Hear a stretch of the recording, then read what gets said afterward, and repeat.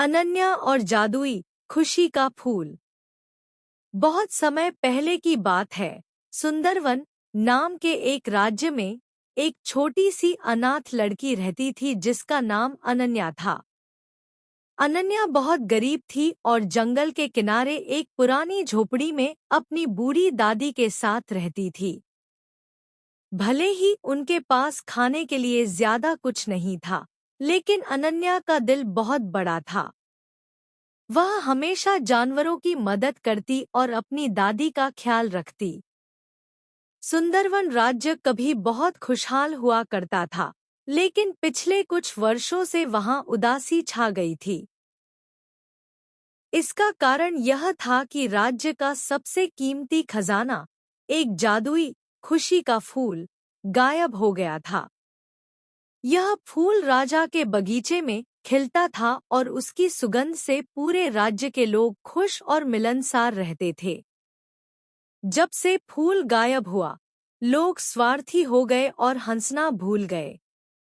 एक रात, जब अनन्या जंगल से लकड़ियां बीनकर लौट रही थी, उसने झाड़ियों में एक अजीब सी चमक देखी।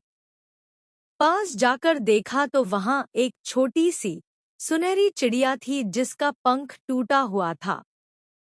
अनन्या चिड़िया को घर ले आई, उसकी मरहम पट्टी की और उसे अपना बचा हुआ थोड़ा सा खाना खिलाया। जैसे ही चिड़िया ने खाना खाया, कमरे में तेज रोशनी हुई। वह छोटी चिड़िया एक सुंदर परी में बदल गई। परी ने उसे बताया कि खुशी का फूल लोगों के स्वार्थ के कारण मुरझा गया है और काले पहाड़ों की एक गुफा में है। उसे सिर्फ एक निस्वार्थ व्यक्ति ही वापस ला सकता है। अगली सुबह अनन्या अपनी दादी का आशीर्वाद लेकर यात्रा पर निकल पड़ी। रास्ता कठिन था। जैसे ही वह काले पहाड़ों के पास पहुंची, उसे पहली परीक्षा का सामना करना पड़ा।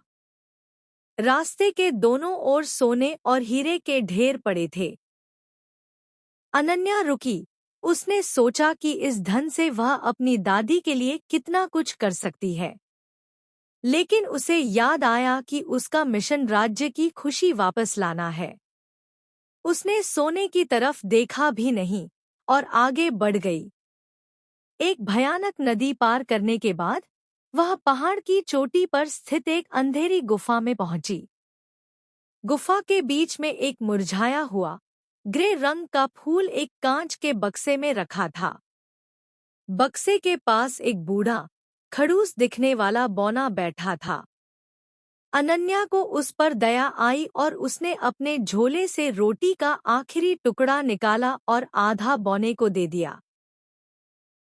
जैसे ही बौने ने रोटी का टुकड़ा लिया, मुरझाया हुआ ग्रे फूल सुनहरे रंग में चमकने लगा और उसमें से अद्भुत खुशबू आने लगी।